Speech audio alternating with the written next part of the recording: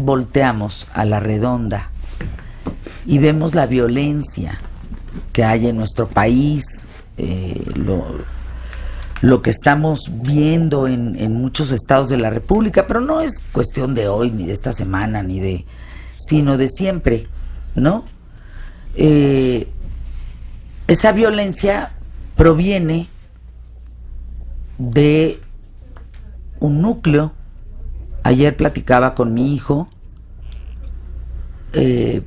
por un maltrato que supimos cercano. Le dije, es que yo no sé esas mamás que educan a esos niños, ¿qué les dicen? O no se toque el tema, o esas mujeres que luego son violentadas por esos hombres fueron educados por mujeres. ¿Qué está pasando en la violencia en casa? Rosy Esquivel, qué gusto saludarte. ¿Cómo estás?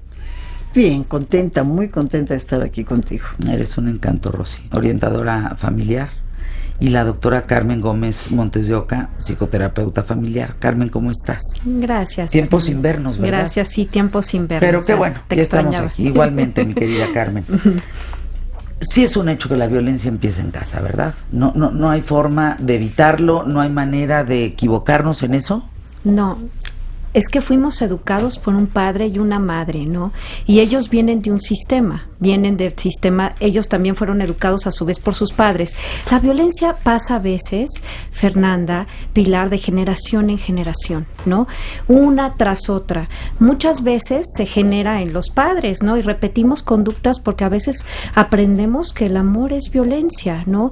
¿Cuántas veces repetimos abusos cuando venimos de familias abusivas o de familias disfuncionales donde fuimos tratados de esa manera? Podemos a través de la conciencia cambiarlo, pero generalmente en el inconsciente tendemos a repetirlo. Muchas porque fue veces lo que vimos y nadie nos explicó que eso estaba mal. Y se ve como muy mal a las personas que son muy violentas porque hacen mal, ¿no? A los hombres que, por ejemplo, son golpeadores, ¿no? Y las mujeres que son sumisas y permiten este maltrato. Y uno no entiende de afuera cómo lo están permitiendo, cómo pueden ser posible de no parar eso. Y es que eso vieron. Entonces aprendieron que el amor es violencia y a veces no pueden tan fácil pararlo, ¿no? Porque se someten, porque se callan, porque no saben cómo poner límites, porque vienen de un sistema donde tuvieron que hacer lo mismo cuando eran niños, ¿no? Someterse y tienen poca autoestima, no saben cómo defenderse, no saben cómo poner límites, no saben cómo respetarse a sí mismo y eso lo repiten otra vez con otra pareja que es igual a su padre o igual a la madre que tuvieron.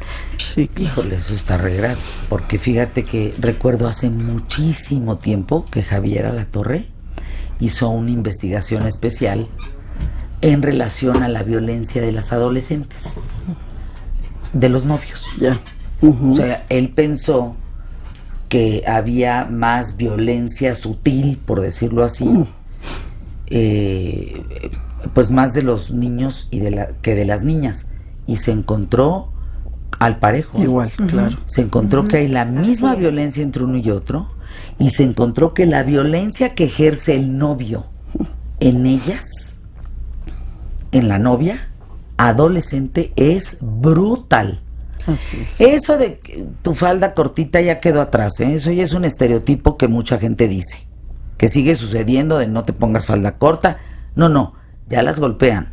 No, es la tortura también psicológica. Ya las maltratan. Por supuesto. Y ya son ese maltrato ya es de un grado alto. De hecho, ahorita que comentabas esto, la violencia ha existido desde que existió la humanidad. Desde que ha existido la humanidad. Entonces, hablamos de cultura, hablamos de patrones, hablamos de modelos.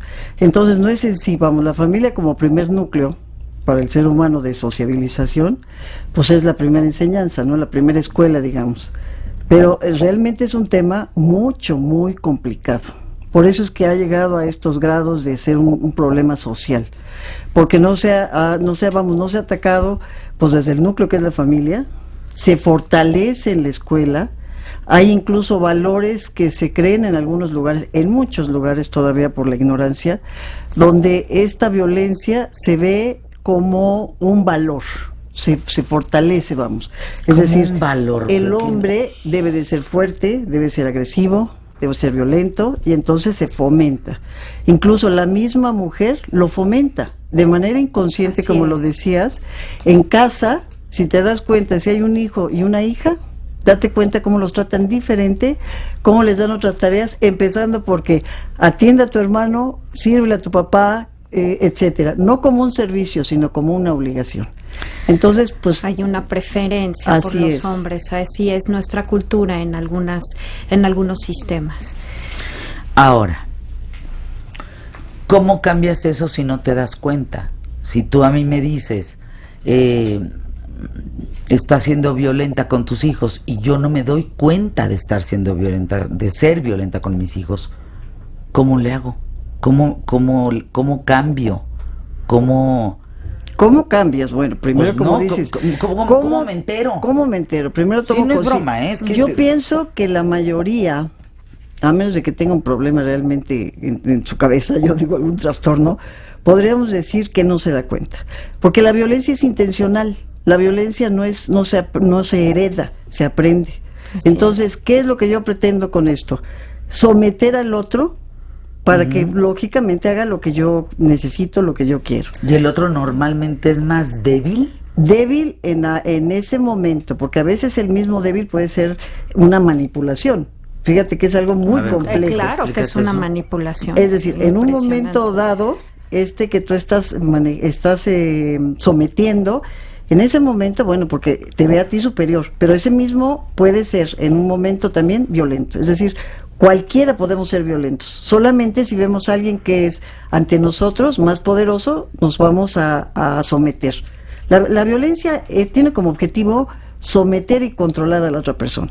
Así es. ¿Y cómo me puedo dar cuenta? Puedo ver en mis hijos o en mí misma si tienen actitudes rebeldes, oposicionistas, berrinchudas ante los demás. Quiere decir que se están sintiendo aplastados y que hay una manera violenta de responder de ellos, ¿no?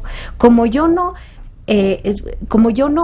respeto cuando soy niño como algo arbitrario, ¿no? Entonces me voy a rebelar ante ello porque no lo respeto. Entonces, vamos, del que es rebelde y oposicionista y del que se somete. También sí, pero no te vas a rebelar contra la mamá, te vas a rebelar contra el hermano chiquito. Exacto, y es ahí donde viene bueno, en la actualidad ya, el bullying. Puede ser que yo me rebele, que no haya tenido un padre, por ejemplo, Fernanda, ¿no? Y que no haya tenido un padre, y entonces me rebele a cualquier figura de autoridad, un maestro, un policía, un jefe. No todos los que tienen problemas con los jefes generalmente tienen problemas con la figura paternal masculina, generalmente, al menos que hayan tenido una madre muy fuerte, muy dura, inflexible, etcétera. Pero generalmente este tipo de comportamiento se da de rebeldía, ¿no? Cuando yo no respeto a la figura de autoridad, o cuando tuve un padre violento que yo consideré abusivo y agresivo, y entonces me rebelo o me someto, me callo, tengo poca autoestima, y son estos niños que se dejan bulear, o los que bulean, que están agresivos porque están inconformes en sus casas, y a cualquier niño que se ve sometido lo tratan de someter ellos mismos como son sometidos como en sus casas. Claro. Exacto. Hablando de la violencia comienza en casa, me escriben en @QTF el Twitter: oye, Fer, a ver, yo viví un matrimonio muy violento, por donde la veas, pero yo no sufrí esa violencia en casa de mis papás. Mis papás nunca fueron violentos conmigo. Mis papás nunca... Yo no vi eso en mi casa. Entonces, ¿por qué puedo aceptarlo? O sea, ¿por qué de repente me convierto en alguien que recibe la violencia si yo no estoy acostumbrada a eso?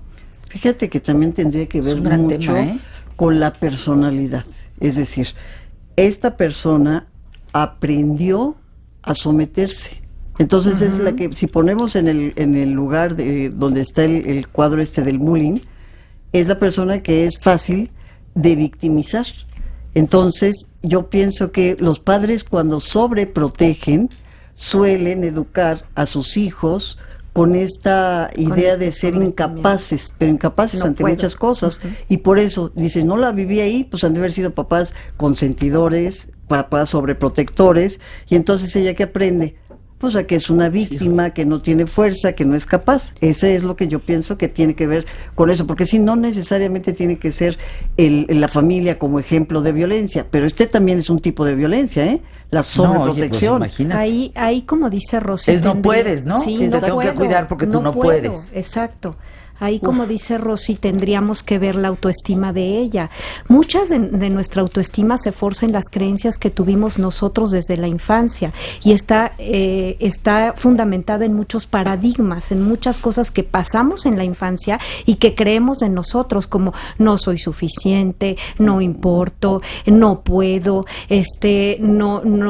no soy capaz, ¿no? Entonces ahí también ahí tiene que ver un poco el respeto de la persona por sí misma, porque si yo quiero respeto también tiene que empezar por mí. La violencia se acaba cuando yo pongo un límite hacia mi respeto, ¿no? Cuando yo tengo consideración sobre mi propia dignidad como persona. Claro. En términos de violencia, violencia es violencia desde el empujón hasta... Verbal. Pues hay varios tipos de violencia. Bueno, claro. Hasta la muerte. Hasta la silenciosa, ¿eh? Claro. Hay una violencia silenciosa. Sí. Esa sí yo puedo ser testigo, que es brutal. Brutal. Sí, claro. Y dolorosa. Sí. Sí, porque no sabes el otro y entonces el otro con su silencio te manipula a través de la culpa, son las víctimas, ¿no? Y entonces tú te sientes muy mal, no sabes lo que está pasando y el malo eres tú, ¿no? Y el bueno es el otro. Te tortura con sarcasmo, con comparación, con insultos, o con callándose, menosprecio, no diciendo absolutamente nada, ignorando, ¿no? Sí, por días. Yo escribí un texto hace mucho tiempo, más bien, no lo escribí yo, me llamaron para ser juez de los ensayos de la violencia contra las mujeres siglo XXI de la Cámara de Diputados. Leí 800 ensayos y hubo uno en el que me detuve y dije, ah, caray, esto lo estoy viviendo. Y tal cual, agarré ese texto y le puse palabras que matan. Y no necesariamente estás hablando de mentadas de madre, no estás hablando de empujones, no estás hablando... Es más, la reacción de muchas mujeres, me incluyo, era de un empujón de ya estate, por favor, o sea, es que esto ya no es posible. Esa violencia es brutal, la psicológica, la silenciosa. ¿Es una tortura? Es una tortura. Es una tortura mental y como bien dices tú, no se encuentra la explicación.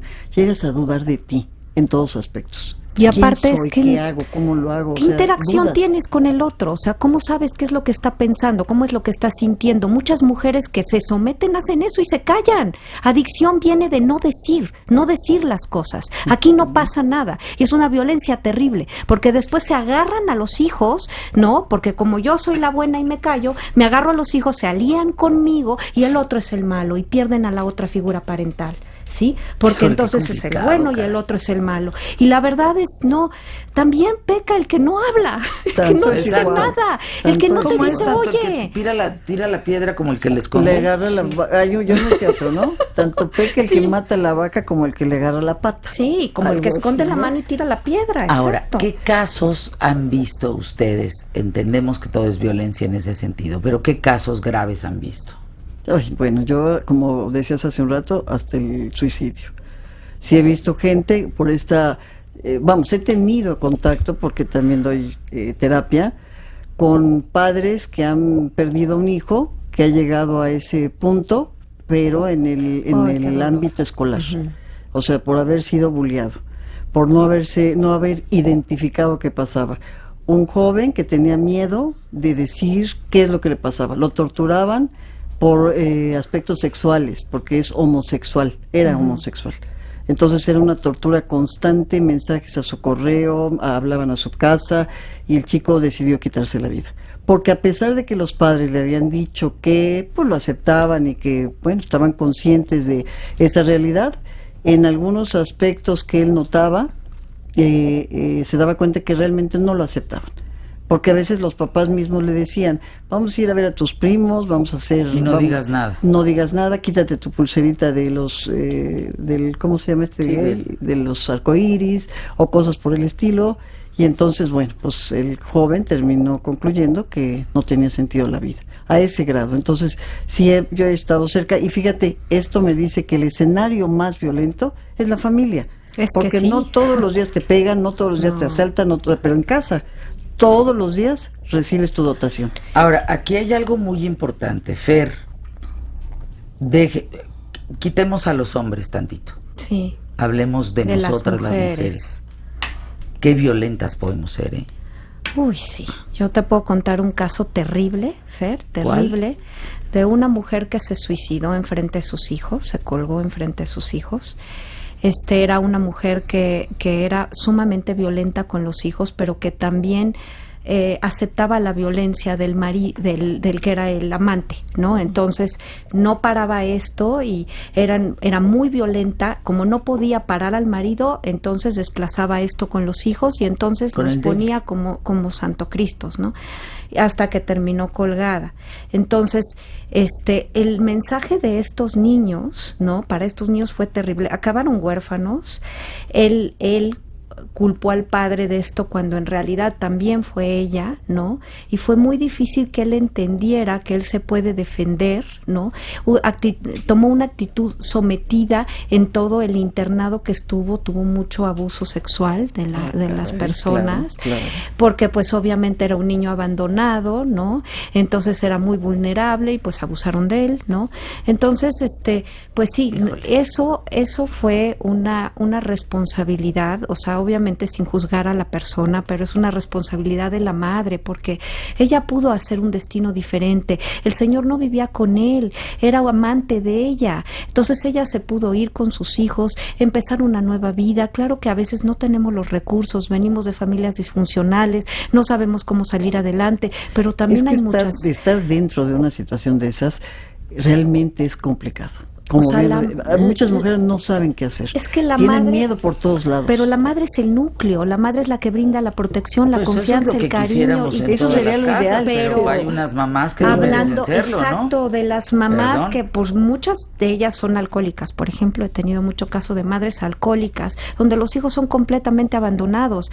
Es muy difícil para un niño entender que la mamá está enferma, ¿sí? Es muy difícil, lo entiendes hasta la edad adulta. Ese es uno de los factores que potencian la violencia, la economía, lo social, las adicciones, todo el abuso esto. sexual y físico. Tú no sabes cuánta gente hay en consulta que ha sido abusada sexualmente y por la gente más cercana.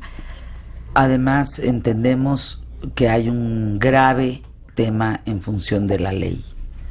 Ayer justamente que viví un asunto de una mujer maltratada por su marido y los hijos y demás, una cosa horrible, hablé con la licenciada Nayeli, aquí tengo los nombres, porque al denunciar esto, fueron evidentemente a levantar el acta, pero la licenciada Griselda García Heredia, la licenciada Nayeli Medina Ríos, no se imaginan lo comprometidas como muchas otras mujeres y hombres estuvieron en la a decir, de verdad, hay que ayudar, porque cuando tú llegas y no llegas lo suficiente golpeada, pues imagínense nada más. Eso es terrible. Cuando los golpes se quitan en 15 días, en menos de 15 días, no procede. No pero procede. fíjate, tú hablas de los golpes. Imagínate. Pero antes la parte psicológica, claro. O sea, ¿esa cuándo la evalúan? ¿Cómo se dan cuenta? Qué cosa tan increíble. Por eso me decía Nayeli, a veces estamos de verdad dando lo más que podemos porque estamos solidarizadas con ellos y con ellas. Sí, sí tenemos. Pero es que la ley no ayuda en ese sentido. La ley, entonces, no lo voy a decir. No, porque estamos hablando de violencia. Exacto. Te tienen que poner una tunda, ¿no? Espantosa para que entonces te hagan caso. Fíjate que hay ciudades o estados aquí en la República que desde que vas entrando hay mantas que anuncian: estamos en campaña para protección a la mujer. Y hablas de Oye, poblados sí. como Zacatecas. Chihuahua, las muertas de Juárez, o Y sea, bueno, haz de cuenta que ¿cuántas esas fueron las muertas? primeras que abrieron ¿Cuántas muertas? Y quién sabe en manos de quién cayeron. Sí, pero y eso es a lo que yo indignante. iba es que eso es con lo que empezó, pero ahora lo encuentras con esa gran necesidad de que se ayude y por lo que estás diciendo, qué complicado está. Y es una realidad que ante la autoridad Claro. está complicada. Sí, y va en aumento. la violencia cibernética, por ejemplo, ¿no? A Ese las es otro chavitas. tipo, claro. ¿no? ¿Qué podemos hacer? Tienes 1 minuto y medio. ¿Cómo podemos identificar? ¿Cómo, diría yo, no contenernos, porque eso quiere decir que al cabo una olla express explota, ¿no? ¿Cómo resguardar, cómo no ser violento si hay tanta violencia a la redonda? Bueno, si te gana la violencia, primero evalúate, ¿no? Responsabilízate de tus reacciones. ¿Qué estás haciendo tú para generar esto? También aprende, si estás siendo víctima de violencia, a poner límites. Un límite es decir, hasta aquí. Tú llegas hasta aquí, yo llego hasta allá. Libérate de la opinión de los otros y empieza a respetarte a ti mismo. Respetarte a ti mismo es respetar la dignidad como persona y no traicionar tu verdad interna, lo que es valioso y significativo para ti, y respetar tu dignidad es respetar tu físico, respetar lo que tú crees ser y hacer en tu vida, respetar tus opiniones, respetar tu manera de ver las cosas y respetar tu físico. También liberarte de la opinión de los demás, ¿no? De las críticas y las opiniones. Acuérdate que se vuelve violencia cuando tú te crees eso de ti mismo. Si tú te crees que te dicen no puedes, si tú te crees que no puedes, eso es algo que tú te estás creyendo y es una violencia que te estás haciendo a ti mismo. Y date el derecho de ser, de vivir como deseas, y lo más importante es encontrar la paz en uno mismo, porque cuando uno lo encuentra, ahí genera paz a su alrededor. Y eso es a través de la guía interna, a través de la conciencia, ¿sí? Uno puede meditar, Fernanda, hacer muchas técnicas para ver dónde está la paz en nosotros mismos y ver qué nos las quita. Y eso te lleva a tener un equilibrio interno muy, muy grande y así responder con esa actitud a los demás. Rosy Esquivel, en tu caso, bueno, una semana de retraso en el feliz cumpleaños. Gracias. Muchas felicidades. Sí, gracias. Rosy, felicidades. Y bueno, hoy cumpleaños de Socorro Rivera, que le mando un abrazo con mucho cariño. Y tú, ¿qué dirías en torno a la violencia en este poco tiempo que tenemos? Bueno, mira, yo lo primero que puedo sugerir es que esto, todas las recomendaciones que haces, pues sí tiene que ver mucho, pero no es solamente cuestión de voluntad. Yo pienso que habría que prepararnos, habría que buscar una manera de capacitarnos. Yo recomendaría en primera instancia, si identificas que lo puedes buscar en cualquier parte de internet y demás, si estás viviendo violencia, hoy que hay hasta folletos en cualquier institución de gobierno, ahí identificas y busca la ayuda. Porque yo sé que muchas mujeres tienen muy buena voluntad, pero no pueden solas. Entonces yo recomendaría, si identificas que estás viviendo violencia, busca la ayuda en este tipo de instituciones, busca un psicoterapeuta, busca la orientación. Y pienso que también para cerrar esto es que pues está complicado, porque el hogar se ha considerado como un ámbito privado y por eso mucha gente se queda callada. Yo digo, y cierro con esto, hay que hablar si tú ves que viven violencia, aunque sean los vecinos, tu familia y demás. Ya no podemos callar. Dejar de callarte es muy eso importante. Es parte también de nuestra responsabilidad como seres humanos. Eso yo diría. Y gracias. Darte cuenta. Pues ahí la información, gracias a Rosy Esquivel, gracias a Carmen Gómez Montes de Oca.